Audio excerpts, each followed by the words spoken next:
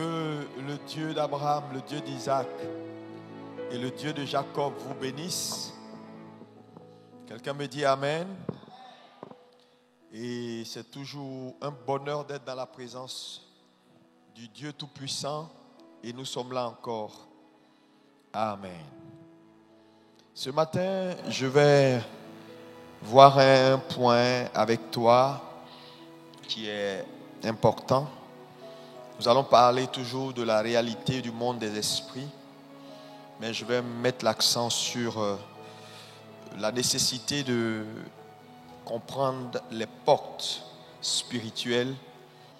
Donc ce matin, nous allons faire juste quelques lectures et nous allons commencer. Néhémie 13, verset 22. Néhémie 13, verset 22. C'est notre première lecture. Alléluia. Amen. Néhémie 13, verset 22. J'ordonnerai aussi aux Lévites de se purifier et de venir garder les portes pour sanctifier le jour du sabbat. Oui. Souviens-toi de moi, ô mon Dieu, à cause de cela, et protège-moi selon ta grande miséricorde. Et protège-moi selon ta grande miséricorde. Il parle des Lévites qui sont les gardiens des portes. Maintenant, le psaume 24, à partir du verset 7. Le psaume 24, à partir du verset 7, c'est un récit que vous connaissez. À partir du verset 7. Portes, oui. Élevez vos linteaux. Oui. Élevez-vous, portes éternelles. Que le roi de gloire fasse son entrée. Que le roi de gloire fasse son entrée. Oui, vas-y. Qui est ce roi de gloire? L'Éternel fort et puissant. L'Éternel puissant dans les combats. Portes, élevez vos linteaux. Élevez-les, portes éternelles. Que le roi de gloire fasse son entrée. Qui est donc ce roi de gloire? L'Éternel des armées. Voilà le roi de gloire. Amen. Est-ce qu'on peut dire ensemble, portes, élevez vos linteaux. Portes, élevez vos linteaux. Que l'Éternel roi de gloire fasse son entrée. Que l'Éternel roi de gloire fasse son entrée. Amen. Amen. Asseyez-vous dans sa présence. Amen. Toujours dans la réalité du monde des esprits. Alléluia. Est-ce que tu peux dire avec moi la réalité du monde des esprits? Vous savez, c'est très important d'explorer ce monde et de comprendre de quoi il s'agit. Je l'ai dit et je le répète, Dieu au commencement a fait le monde spirituel ou le monde invisible ou le monde des esprits. Au commencement, Dieu créa les cieux. Quand on parle des cieux, il s'agit du monde spirituel. Il s'agit du monde des esprits. Je l'ai dit, quand Dieu donc a fait la création, il y avait de l'harmonie. Il y avait un seul monde spirituel. Ça veut dire que avant cela, le monde spirituel n'existait pas. Dieu décide de créer un monde spirituel, ensuite de créer un monde naturel, un monde physique. Après, il y a une rébellion dans les cieux. Apocalypse 12, à partir du verset 7. Et il y a scission, il y a division dans le monde des esprits. Donc, il y a désormais deux camps. Il y a le monde des ténèbres ou le royaume des ténèbres et le royaume de lumière. Alléluia. Est-ce que vous me suivez?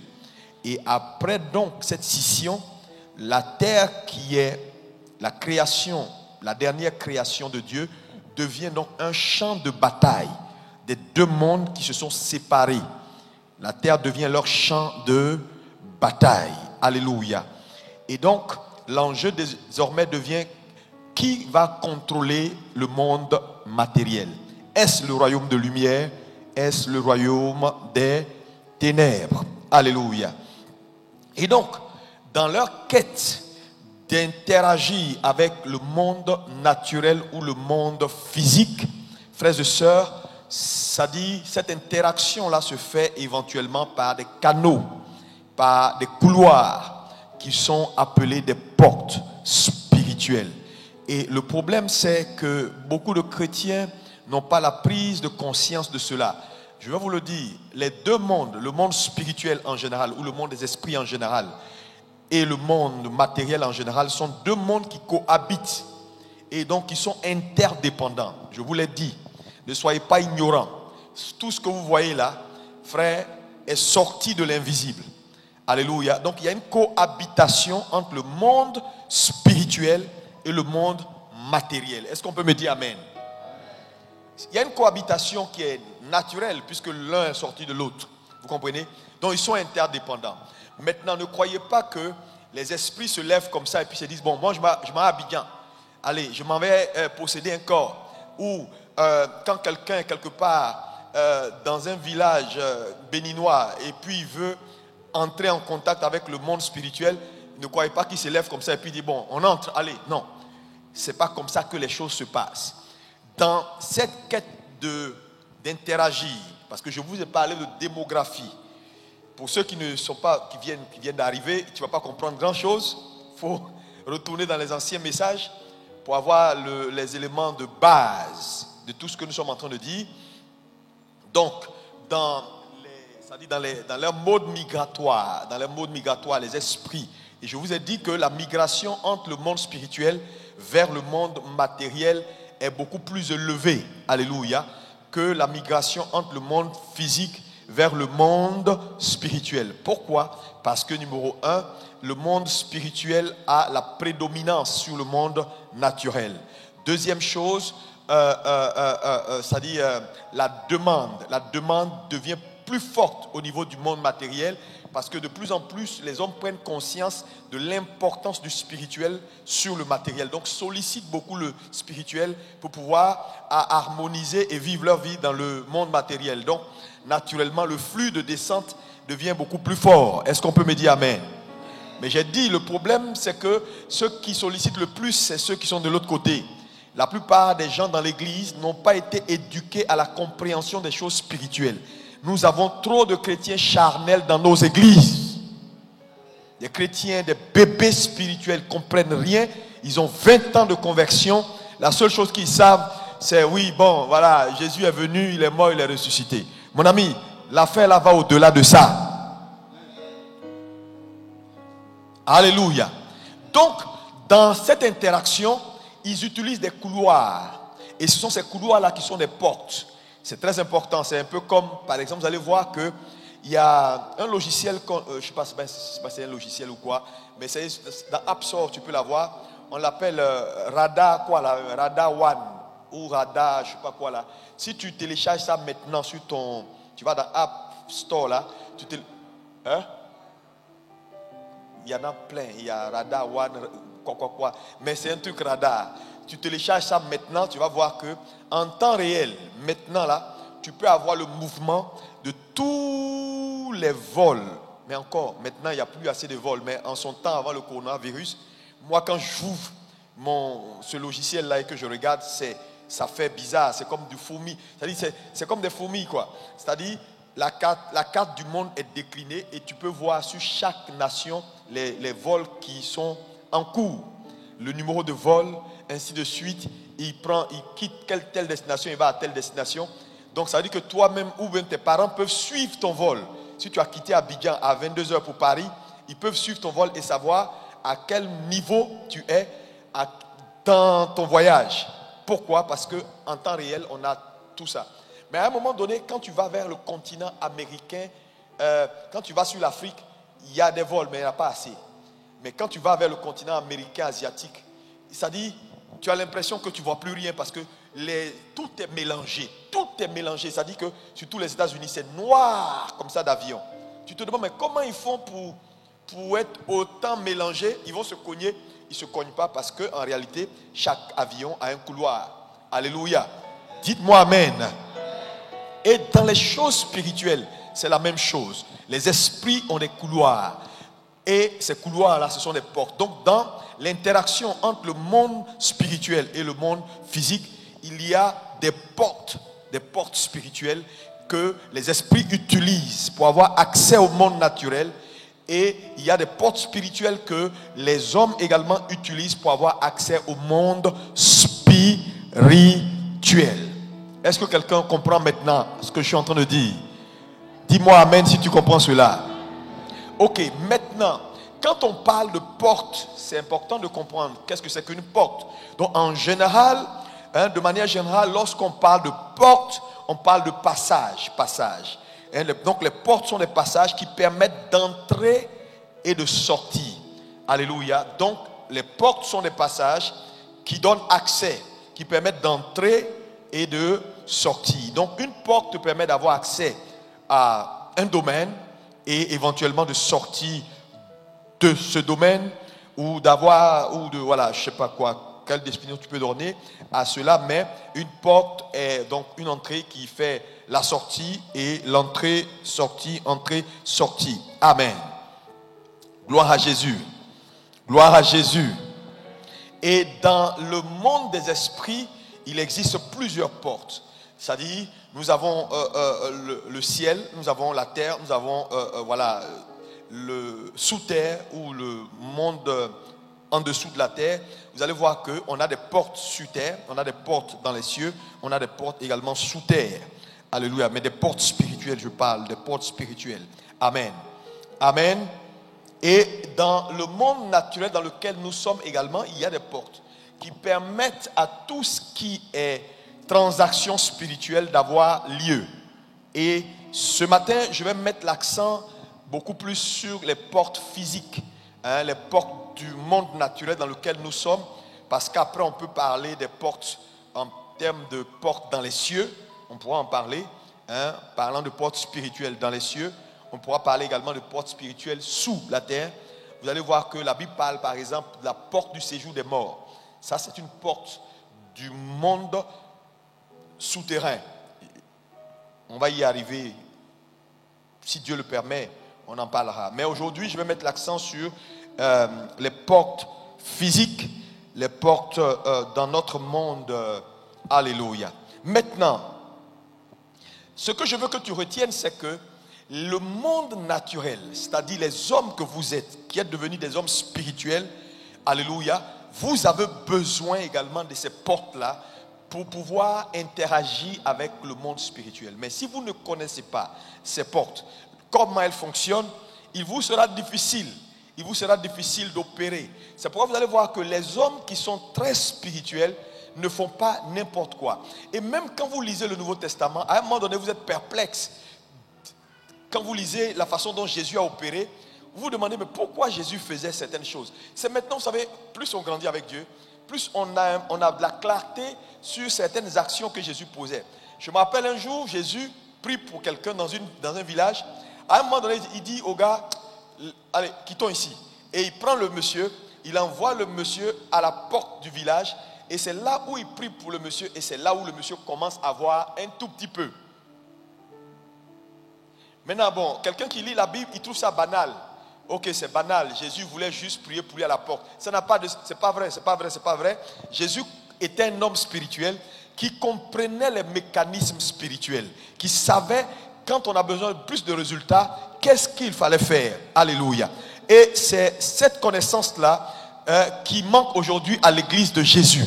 Donc nous avons le potentiel, nous avons la grâce de Dieu, Jésus est mort pour nous, nous avons la vie éternelle, mais nos résultats ne sont pas à l'image de ce que Dieu a fait comme investissement en nous, parce que vous savez, l'investissement c'est une bonne chose, mais c'est un peu comme quelqu'un qui a de l'argent par exemple, et qui n'a pas de bons conseillers, son argent peut ne pas maximiser dans son investissement ou dans ce qu'il veut faire avec l'argent parce qu'il a de mauvais conseillers.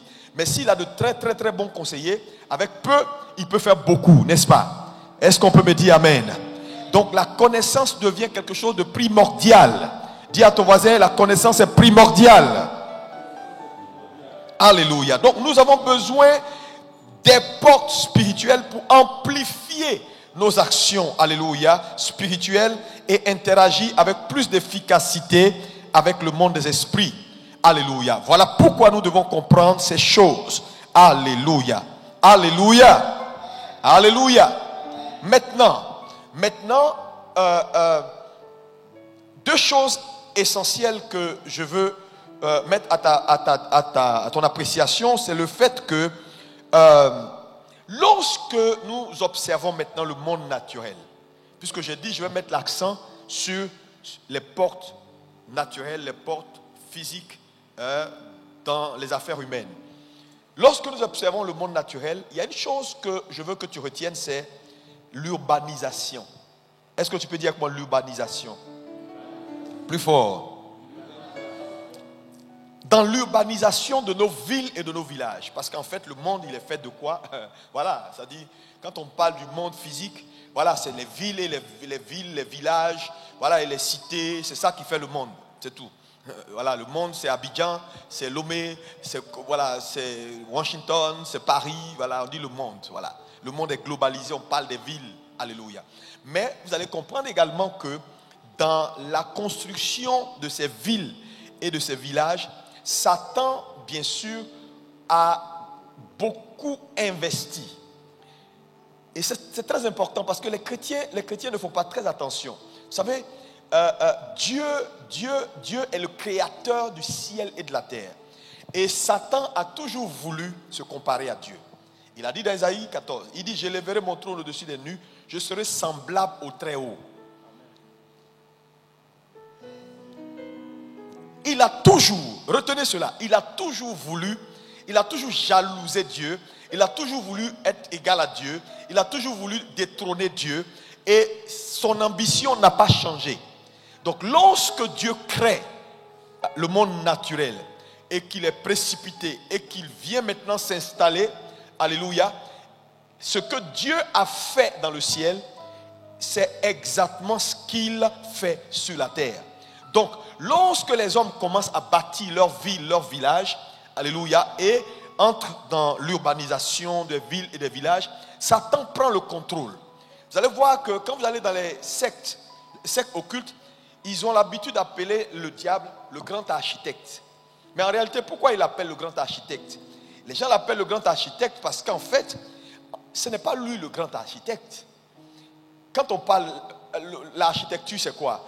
Un architecte, c'est quoi? C'est quoi? Qui peut me dire rapidement? Qu'est-ce que c'est qu'un architecte?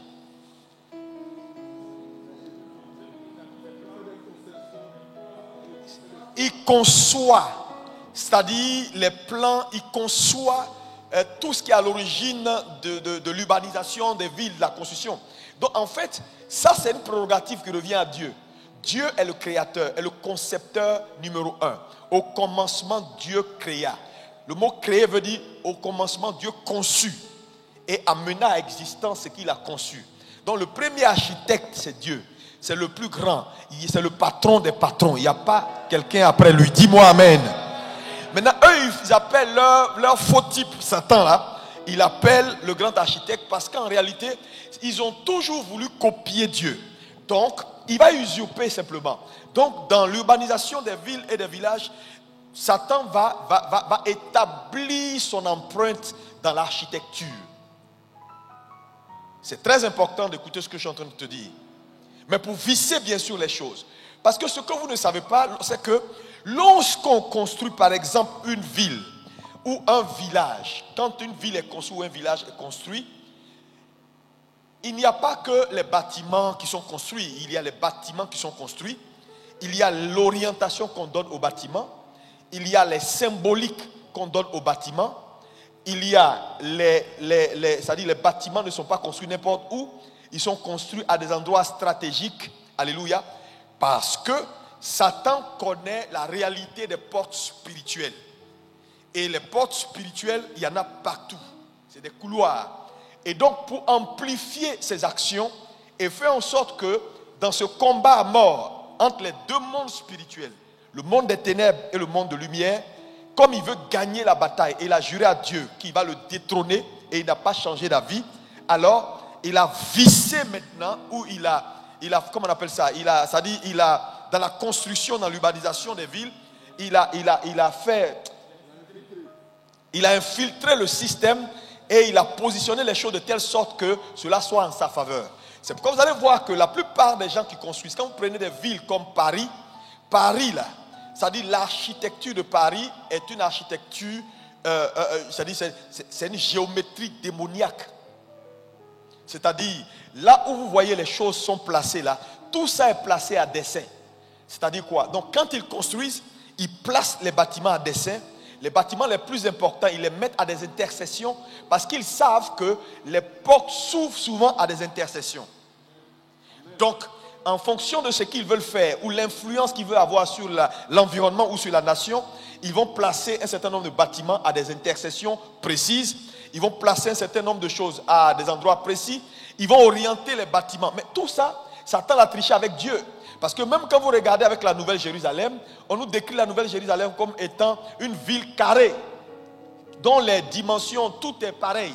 Mais pourquoi Dieu fait la Nouvelle Jérusalem carrée? Quand vous allez étudier ça, quand on va arriver, vous allez comprendre que Dieu est dans la symbolique. Et Satan a copié simplement, mais a copié pour son combat. Et l'Église doit comprendre que les choses ne se font pas. C'est pourquoi vous allez voir que la plupart des grandes églises catholiques ne sont pas construites n'importe comment. Pour qu'une église catholique qui va avoir de l'influence, qui va avoir quand vous allez par exemple dans une ville comme Rouen en France, mais tu peux voir de ces églises-là, quand vous voyez la cathédrale Notre-Dame qui a brûlé il n'y a pas longtemps sur Paris, là, c'est des cathédrales qui sont construites, mais de façon mystique. C'est-à-dire l'orientation de la coupole, l'orientation du bâtiment. Pourquoi, par exemple, la Bible nous dit que les Juifs, pour prier, se tournaient vers Jérusalem? C'est une symbolique qui était importante. Donc Satan sait que dans l'urbanisation, c'est-à-dire la forme des bâtiments, l'orientation des bâtiments, a la capacité également d'influencer la cité. L'objectif de Satan, c'est quoi? C'est de faire en sorte que, c'est-à-dire, si par exemple, je donne un exemple, si Satan arrive à maîtriser l'urbanisation de Abidjan ou de la Côte d'Ivoire, l'objectif numéro 1, c'est de faire en sorte que l'évangile ait du mal à influencer la nation. Parce que quand il positionne les bâtiments d'une certaine façon et les villes et les institutions d'une certaine façon, en fait, il verrouille l'atmosphère. De telle sorte que quand tu veux faire une infiltration avec l'évangile dans cet endroit-là, c'est l'atmosphère de l'endroit qui te combat. Je ne sais pas si quelqu'un me suit. C'est pourquoi tu vas entrer dans certaines villes. Regardez en France, il est compliqué en France de faire avancer l'évangile jusqu'à un certain niveau. Parce que la ville est bâtie par les francs-maçons. Et en bâtissant Paris, par exemple, tu arrives sur les Champs-Élysées. Les Champs-Élysées, c'est un hôtel. Toute la rue là est un hôtel. Mais les gens vont prendre les photos là-bas, ils vont faire les trucs là-bas. Et en face, les bâtiments sont alignés. Quand tu vois les Champs-Élysées, tu vas voir l'Arc de Triomphe. Après l'Arc de Triomphe, tu vas voir, je crois, de l'autre côté là-bas, il s'est aligné avec la Tour Eiffel. Et puis ça va jusqu'à la Défense. Tu vas voir l'Arc de Triomphe. C'est-à-dire qu'ils ont aligné les symboliques comme ça. De telle sorte que maintenant, de l'autre côté, si tu montes sur Paris, tu vas voir que à tous ces bâtiments-là, si tu es un homme spirituel, tu vas voir que ça va te former un triangle quelque part. Mais en fait, quand ils te forment le triangle, ils savent que la notion de triangle, c'est pour permettre comme ça, c'est pour canaliser des forces spirituelles et les diriger. C'est pourquoi vous allez voir qu'en Égypte, on parle de pyramides. Les pyramides ont une symbolique assez démoniaque. Vraiment assez démoniaque. Et donc, je dis ces choses-là pour vous dire simplement que Satan n'est pas un enfant de cœur. C'est pourquoi même vous allez voir qu'une vraie église se bâtit sur révélation. Elle ne se bâtit pas n'importe comment. Non. Je vous donne un exemple. Là où vous êtes assis, cette église-là par exemple, elle a la forme d'une croix. Mais ce n'est pas exprès. Quand on devait construire, Dieu dit, vous me mettez l'église sous la forme d'une croix. C'est pourquoi elle vient comme ça. Elle sort légèrement et elle a des trucs sur le côté. Donc quand tu montes, tu vas voir une croix. Vous comprenez? Mais en fait, c'est une symbolique. Alléluia. Et parce que dans l'évangile, il y a des symboliques. Et Satan l'utilise. Il l'utilise pour pouvoir verrouiller les systèmes. Oh, quelqu'un me regarde avec des yeux bizarres comme s'il ne comprenait rien du tout. Moi, je suis allé à Pretoria. Quand tu vas au palais présidentiel de Pretoria, il y a une montagne où les Mandela adoraient Satan. Et c'est à côté, juste à côté, que se trouve le palais présidentiel de Pretoria. Tout est symbolique. Ça veut dire quoi? Quand ils font ça et qu'ils bâtissent des institutions à des portes précises, c'est-à-dire ils ont pris la nation sur le plan spirituel. Donc pour infiltrer un tel système, Les gars, il vous faut beaucoup, plus que ce que vous faites là, parler en langue pour dire, on va prendre Abidjan, et nom de Jésus, et nom de Jésus.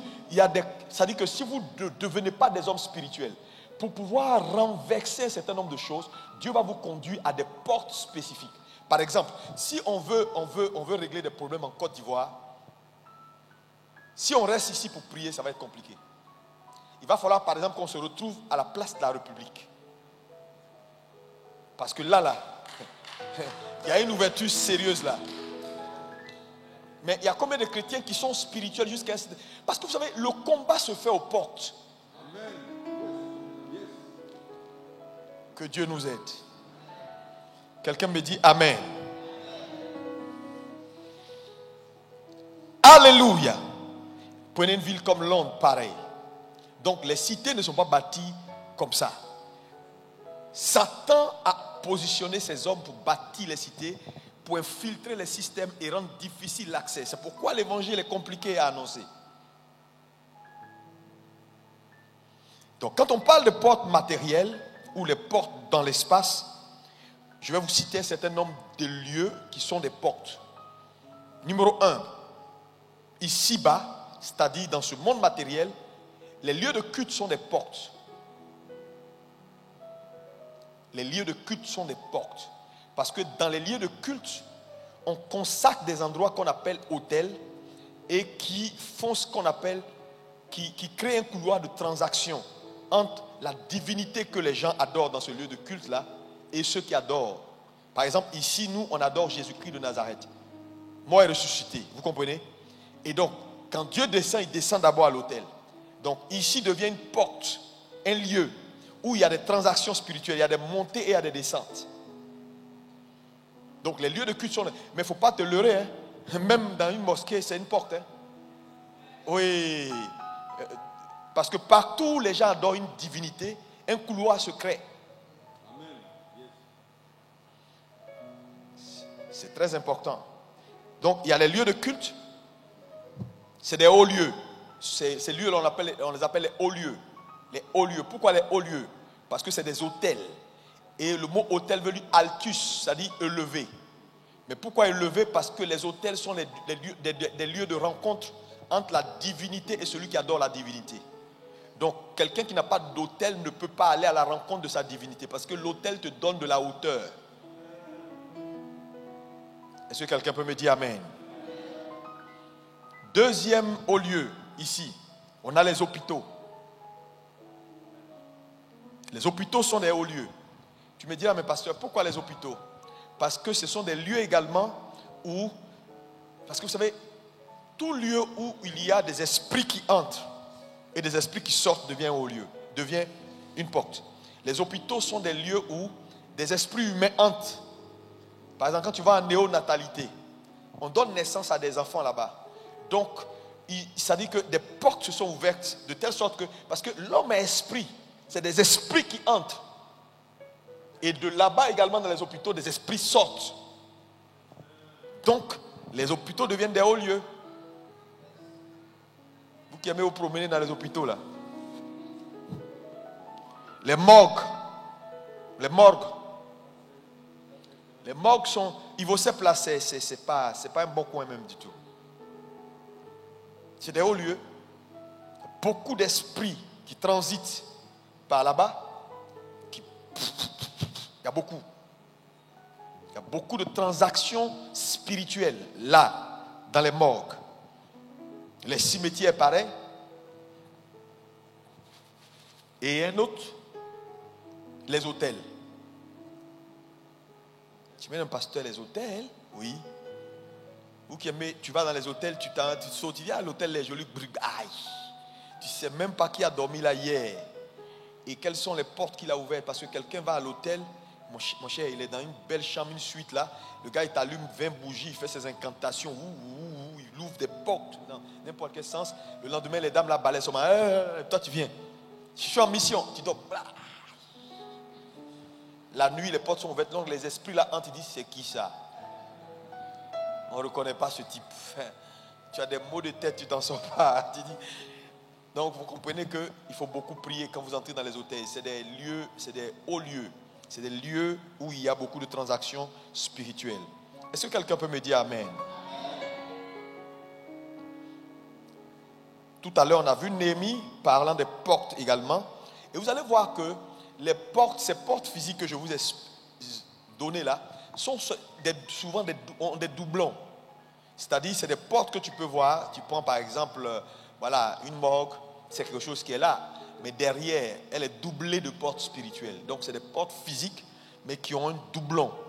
C'est-à-dire, derrière, il y a des portes spirituelles. On a aussi des édifices, des monuments qui représentent également des portes. Par exemple, ça va te surprendre, les marchés sont des portes. Les marchés. Oui. Lieu de transaction. Tu peux voir un marché qui est là, c'est physique, c'est là, mais derrière, il y a un doublon. À partir de ce marché-là, si Dieu ouvre tes yeux, tu vas voir qu'il y a un autre monde parallèle adossé à ce marché. C'est pourquoi vous, chrétiens, vous devez prier. Vous savez, les hommes spirituels dans ce monde n'ignorent pas ces choses. Mais vous ignorez tout. Tout. Les chrétiens ignorent tout. Le monde là est spirituel. Tu restes seulement dans une dimension de connaissance naturelle des choses, tu ne vas pas t'en sortir. Je te dis la vérité, tu ne vas pas t'en sortir. Tu ne vas pas t'en sortir. Parce qu'au-delà de tout, vous savez, je me rends compte qu'on a beaucoup en quoi faire. On va au marché, on achète les aliments, on achète tout. Mais dans les marchés là, les gens qui sont assis là, qui vendent, qui font tout. Toi tu achètes, tu viens, tu le prends à la maison. On le fait souvent, on ne prie même pas. Quand les trucs entrent à la maison, c'est entré. Ça vient d'où? Ça a été cultivé où? On ne sait pas où. C'est adossé sur quoi? On dépose dans notre maison, on commence à manger seulement. On mange seulement. Et puis après on développe des maladies. Et puis voilà des chrétiens. Satan est dans un agenda clair.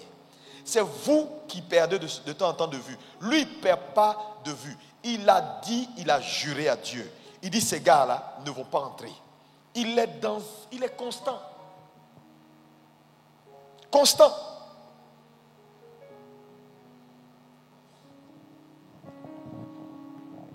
Donc, on a les marchés. On a aussi des bâtiments, même des bâtiments importants dans la ville. Quand vous prenez par exemple le palais présidentiel d'Abidjan, je ne crois pas qu'il a été bâti là par hasard. Non, il n'est pas bâti là juste par hasard.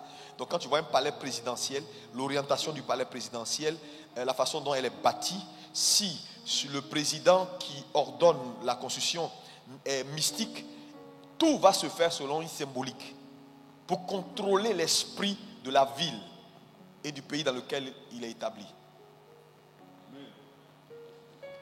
Quand vous allez à Brazzaville, c'est très clair. Là, il n'y a même pas de discussion même dessus. Amen. Quelqu'un me dit Amen. On a les gares routières. Ben oui. Les gares routières sont adossées à des portes spirituelles.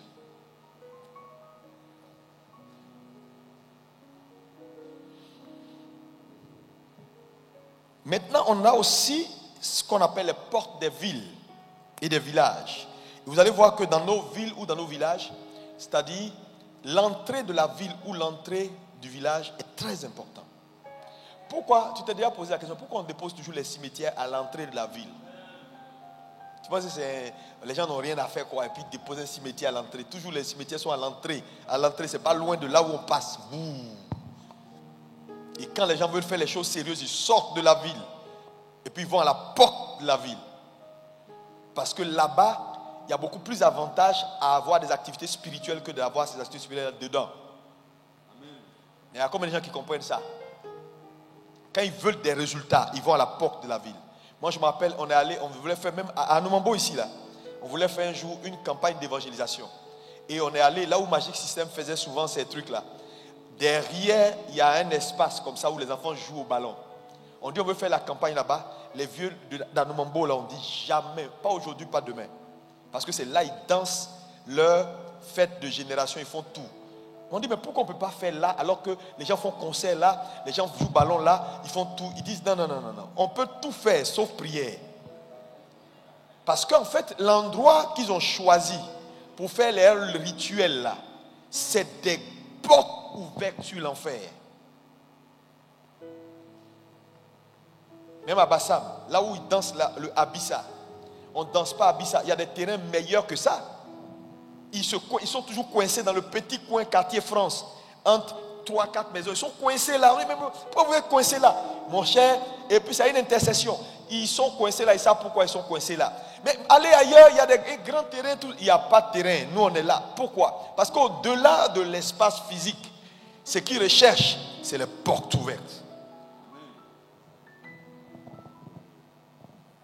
C'est les portes. C'est les portes. C'est pourquoi quand tu veux vaincre souvent un homme spirituel et quelqu'un qui veut combattre avec toi, tu l'envoies sur ton terrain et tu le déconnectes de ses portes, il ne s'en sort plus. C'est ce que Élie a fait, le prophète de Baal. Que Dieu fasse que tu deviennes un homme spirituel au nom de Jésus. Oh, dis-moi 3 fois amen et reçois la grâce. Alléluia. Alléluia. Donc dans les villages, l'entrée du village, il y a des choses qui se passent. Bien sûr, dedans également, moi, quand tu vas dans la zone, c'est-à-dire sud là-bas, en son temps, c'est-à-dire dans chaque maison, ils ont un arbre qui plante, ils ont des trucs ils ont des autels qui ouvrent des portes. Ces autels-là, ils les bâtissent. Quand ils les bâtissent, ça dit que la divinité a accès à eux.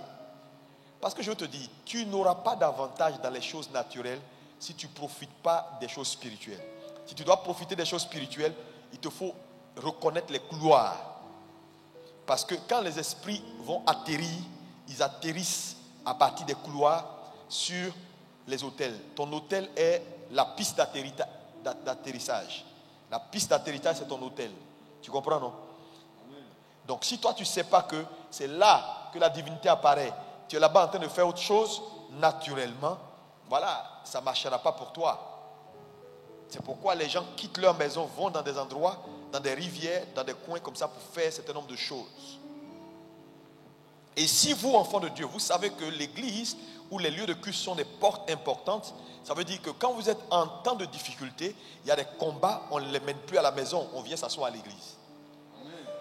Quand on est un homme spirituel, ouais. Mais oui. Parce que je sais que prier 1 heure à la maison et prier 1 heure ici, là, c'est 2 choses différentes. Donc je vais venir donner beaucoup plus d'intensité à ma prière en étant à la porte.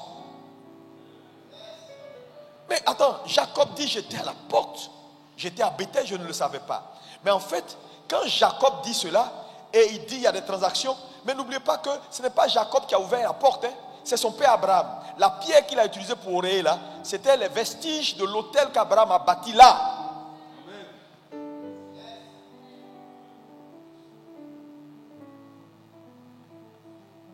Quelqu'un me dit amen. Que Dieu ouvre tes yeux spirituels. Qu'à partir d'aujourd'hui, tu deviennes un homme spirituel. Et tu comprennes la nécessité des portes. Comment les maîtriser, comment les savoir. Frère, il n'y a pas de hasard. Dieu va te conduire.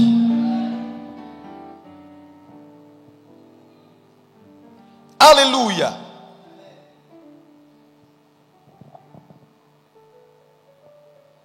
On a les aéroports.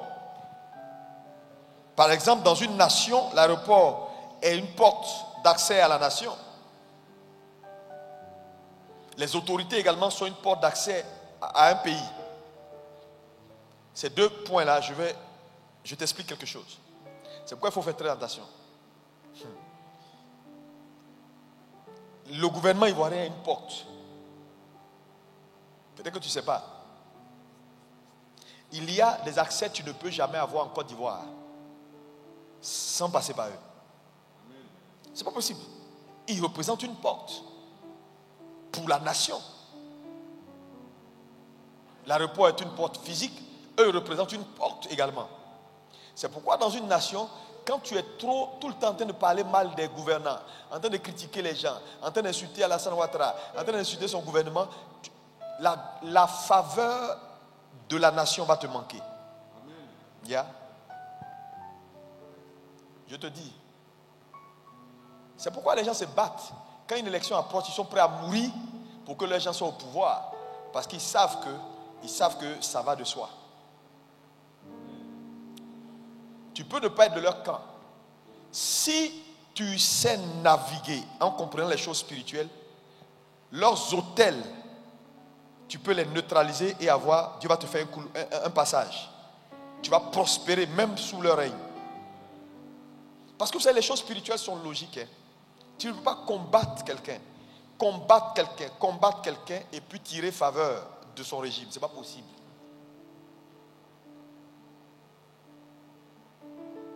Parce que je te dis aujourd'hui là, ils sont à la tête du pays, leurs hôtels travaillent pour eux sur le pays et leurs hôtels combattent tous ceux qui sont contre eux. Oui. Et leurs hôtels favorisent tous ceux qui sont avec eux. C'est des choses spirituelles. C'est pourquoi dans une nation, pour faire tomber quelqu'un qui est assis, mon ami, c'est que ton hôtel est fort, plus que pour lui. C'est pas marche, c'est pas slogan. Allez, allez, oh, on veut pas. Non, c'est pas ça. C'est hôtel contre hôtel. Qui amène bien.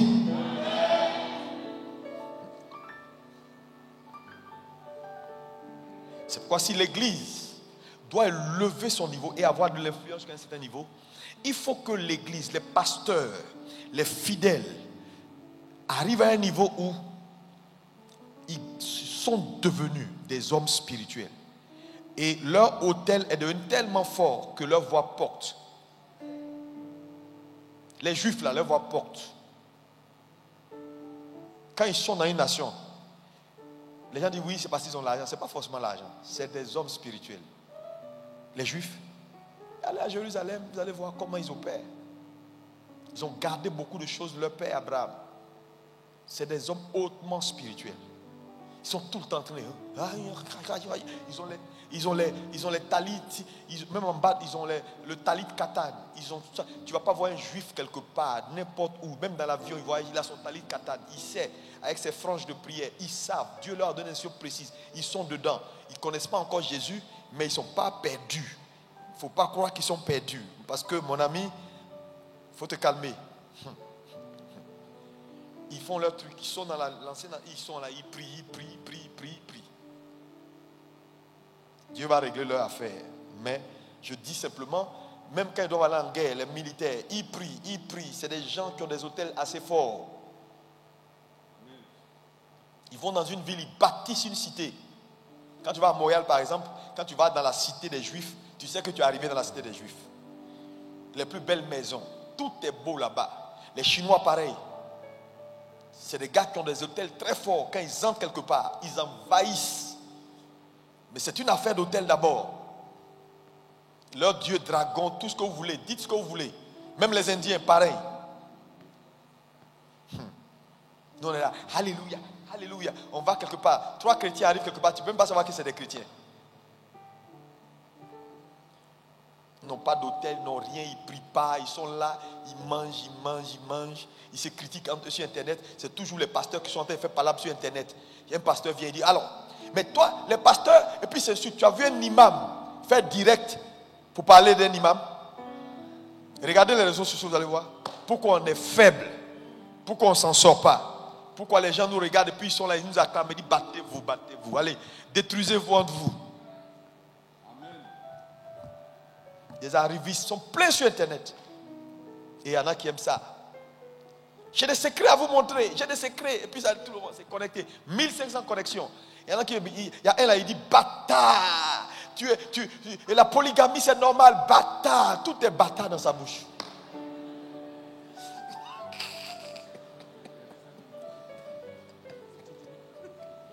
Lui il est dans les rues, il se promène seulement. Alléluia. Ah, gloire à Jésus.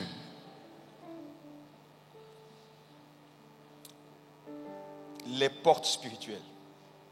Il y a également beaucoup de portes spirituelles au croisement. Les croisements. Et on les appelle les lignes.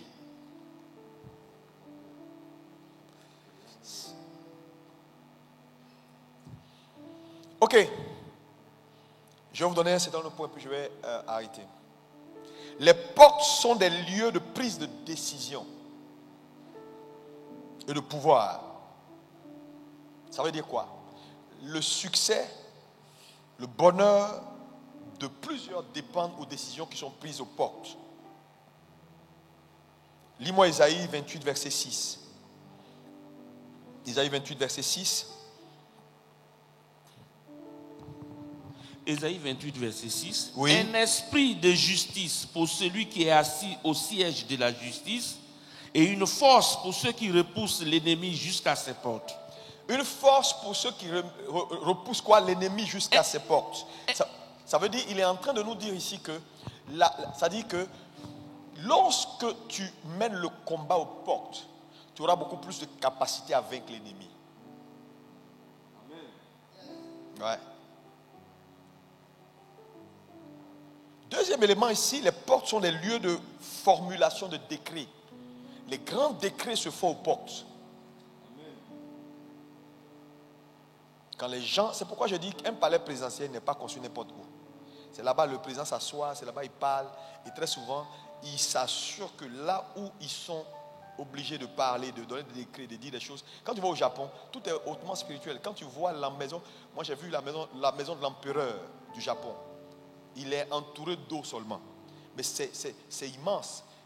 Quand il dit quelque chose depuis son palais, c'est comme, je dirais même pas, parole de l'évangile même est petit parce que nous on ne respecte même pas.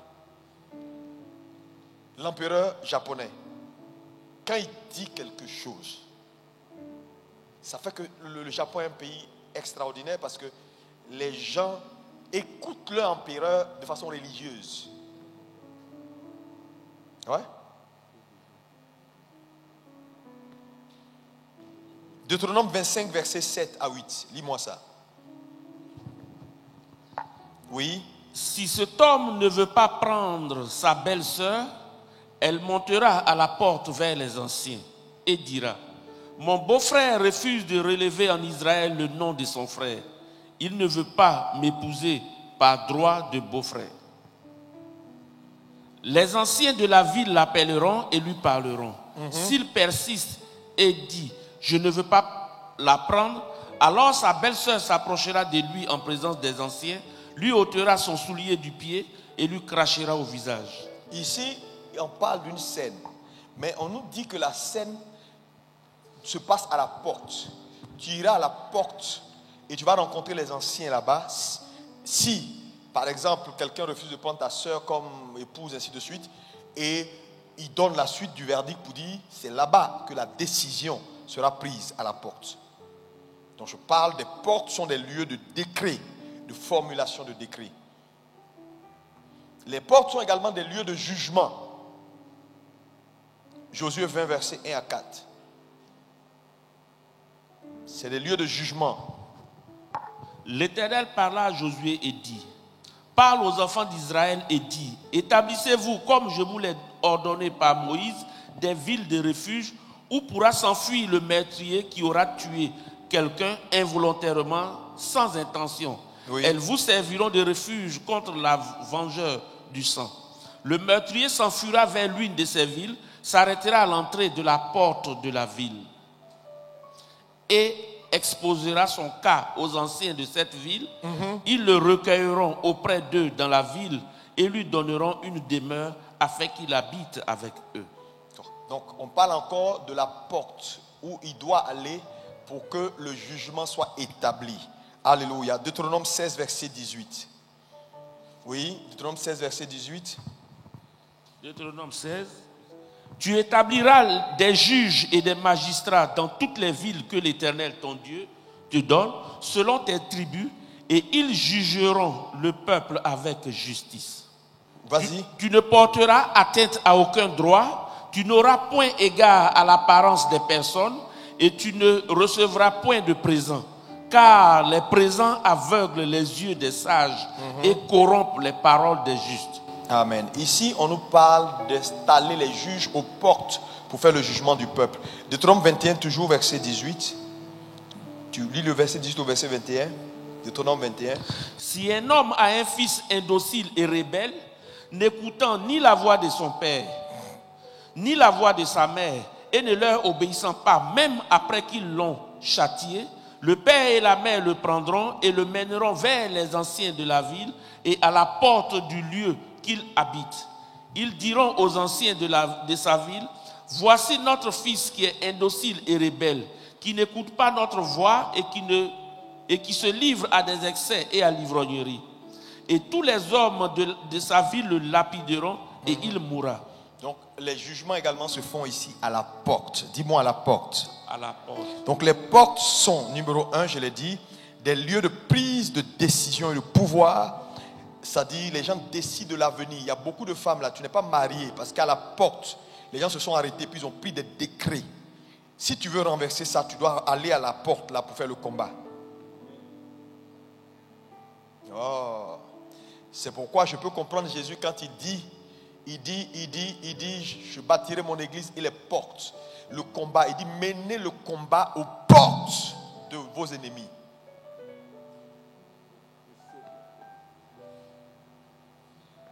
Les portes sont également des lieux de reconnaissance et d'honneur. Proverbe 31, verset 23, lis-moi ça.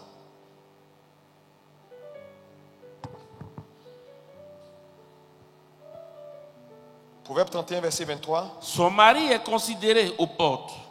Lorsqu'il siège avec les anciens du pays. Son mari est considéré aux portes. Lis-moi Proverbe 31, verset 31.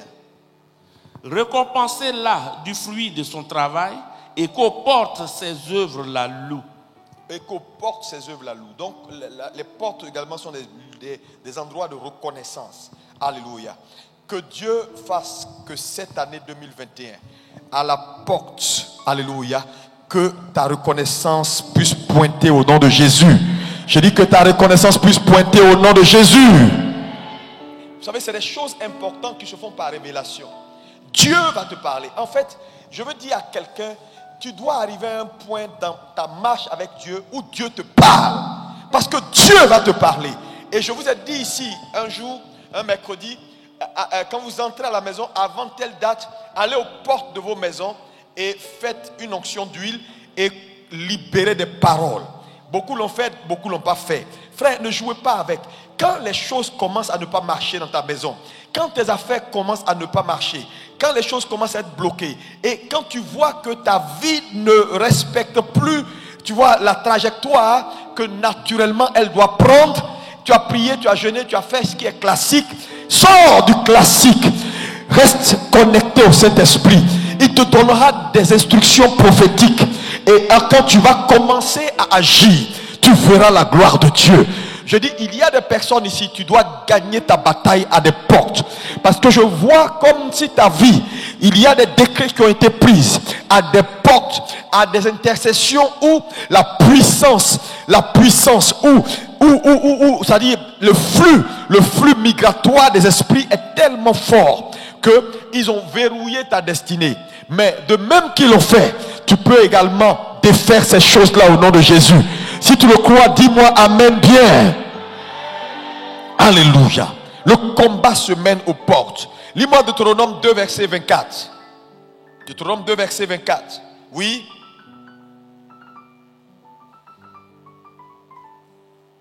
Deutéronome 2, verset 24. Oui. Levez-vous, partez et passez le torrent de l'Arnon. Vois, je livre entre tes mains Sion, roi de Hesbon, l'Amoréen et son pays. Oui. Commence la conquête. Commence la conquête, oui. Fais-lui la guerre. Je vais répandre dès aujourd'hui la frayeur et la crainte de toi sur tous les peuples qui sont sous le ciel. Dieu est formidable. Il dit fais-lui la guerre. Regarde ton voisin, dit fais la guerre à l'ennemi. Fais la guerre à l'ennemi. Faut pas avoir peur. Fais-lui la guerre, fais-lui la guerre, fais-lui la guerre. Alléluia. Amen. Alléluia. Quelqu'un me dit amen. Ésaïe 28, verset 6. Ésaïe 28, verset 6.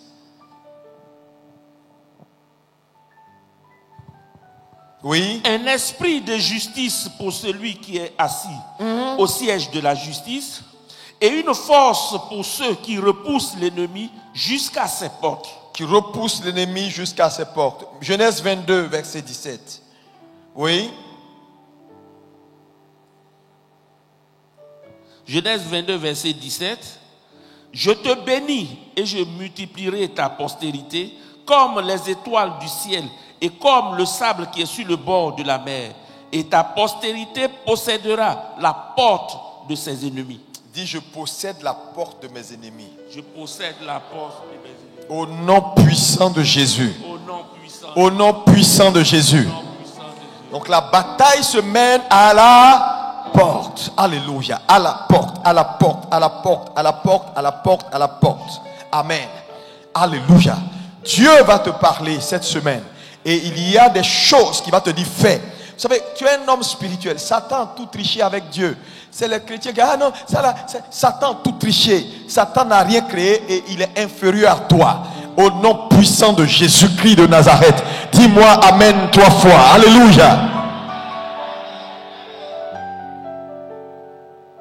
Dieu m'a dit quelque chose. Et ça, je vais le dire. On va avoir la prochaine tempête de prière. Quand on va prier ici, on va aller prier au rond-point de là. Rond-point de l'église là. Pour prendre le contrôle de l'environnement de cette zone-là pour Jésus-Christ. Parce que nous sommes un hôtel établi maintenant. Alléluia. Et cet environnement-là, ça dit tout autre hôtel qui combat la radiation de la puissance de Dieu pour entrer dans les cœurs, toucher ces cités-là. Parce que il y a des choses souvent bizarres. Tu te dis, mais tous ces gars-là, pourquoi ils ne veulent pas se convertir? Qu'est-ce qui se passe? Frère, c'est hôtel contre hôtel. L'église doit se lever. Aller à des carrefours. Les gens font la nuit, ils sont là à minuit, ils se promènent dans les carrefours, les intercessions, ils cassent les canaries, tu viens matin, tout est cassé. Pourquoi ils le font? Parce qu'ils savent que là, il y a des portes spirituelles. Alléluia. Toi également, tu dois aller au nom de Jésus, je commande, je déclare. Puis tu verses l'huile. Tu dis, qu'est-ce qui se passe? Tu dis, ouais, je suis un homme spirituel.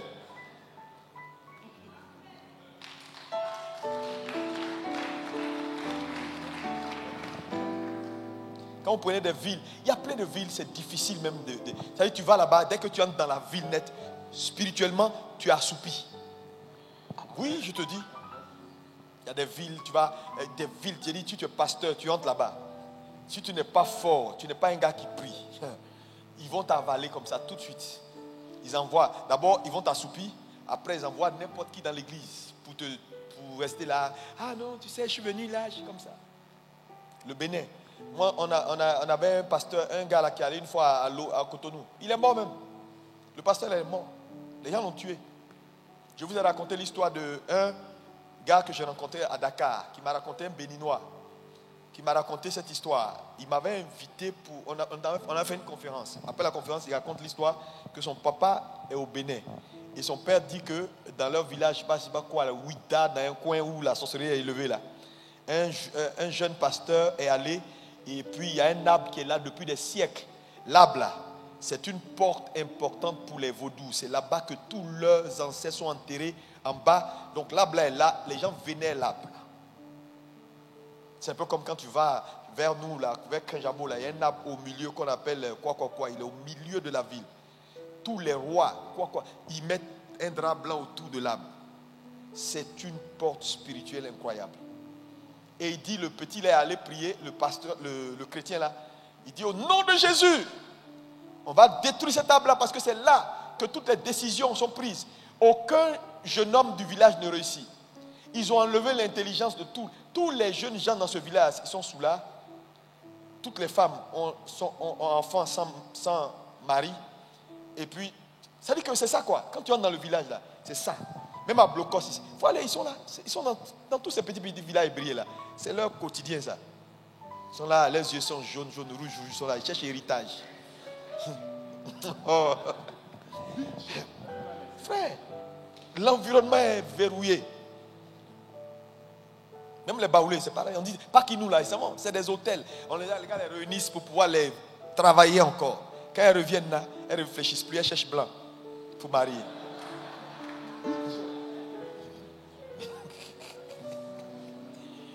Faire des fétiches seulement. Les vieux du village là, ils sont dans les pailles baoulés là, ils sont là, remplis de veste boisson, tu regardes d'un un œil.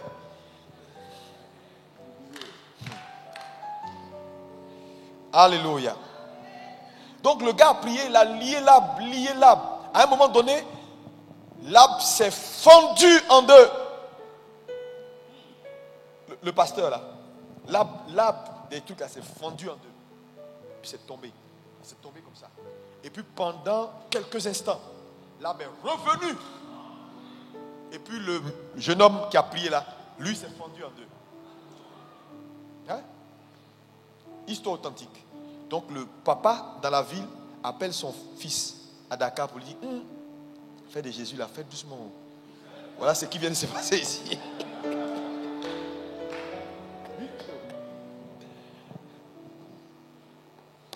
Je te dis, si tu n'es pas fort, c'est pas bon. Hein? C'est une affaire d'hôtel.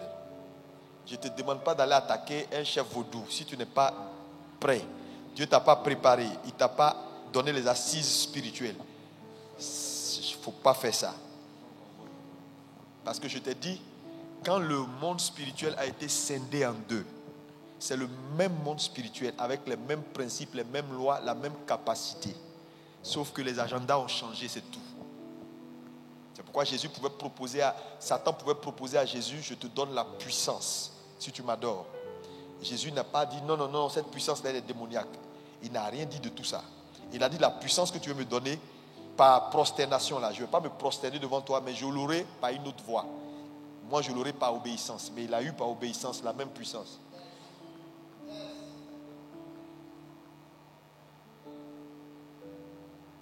Donc il ne faut pas croire que Satan là, il n'a pas pouvoir, il a un pouvoir.